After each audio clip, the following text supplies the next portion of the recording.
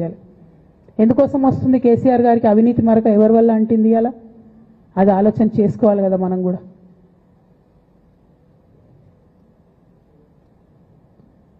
కొంతమంది కేసీఆర్ గారి పక్కన ఉన్నటువంటి వాళ్ళు కేసీఆర్ గారి పేరు చెప్పుకొని అనేక రకాలుగా లబ్ధి పొంది వారు చేసినటువంటి అనేక చెత్త పనుల వల్ల ఇవాళ కేసీఆర్ గారి పేరు బద్నామయ్యే పరిస్థితి వచ్చింది.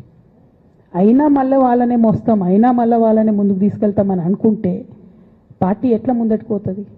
ఒక బిడ్డగా నిజంగా నేను బాధపడతా ఉన్నాను.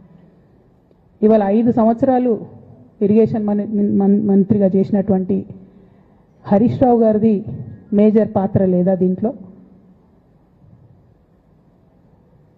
అందుకే కదా కేసీఆర్ గారు వారిని సెకండ్ టర్మ్లో తప్పించిండ్రు. ఈ మొత్తం కాళేశ్వరం ఎపిసోడ్లో కేసీఆర్ గారికి మరక అంటిందంటే 2-3 వ్యక్తులు కారణం. మాజీ రాజ్యసభ సభ్యుడు ఒకలైతే, హరీష్ రావు గారు ఒకలైతే, మేఘా కృష్ణారెడ్డి గారు ఇంకోడు, మేఘానో బోగానో ఏదో.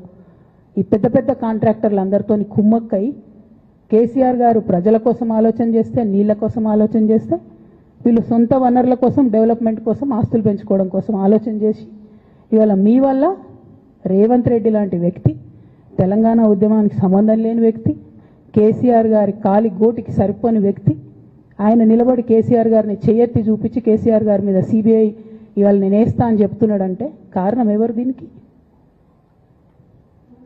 నేను భరించిన, ఇదే హరీష్ రావు గారు, ఇదే సంతోష్ రావు గారు అనేక కుట్రలు చేసినా కూడా భరించిన. నా మీద ఓపెన్గా మీడియా మిత్రులందరితో రకరకాల మాటలు చెప్తే కూడా నేను భరించిన. నా పర్సనల్ అటాక్కి నేను ఎప్పుడు కూడా వాళ్ళను ఇంతవరకు పేరు పెట్టి పిలవలేదు, మాట్లాడలేదు. ఫస్ట్ టైం చెప్తున్నా నేను. ఎందుకోసం చెప్తున్నా? కేసీఆర్ గారికి ఈ వయసులో సిబిఐ ఎంక్వైరీ ఏందండి? ఎందుకోసం ఆ కర్మ పట్టింది? ఎందుకు భరించాలి? ఇటువంటి వాళ్ళని చూస్తూ ఎందుకోసం ప్రొటెక్ట్ చేసుకోవాలి?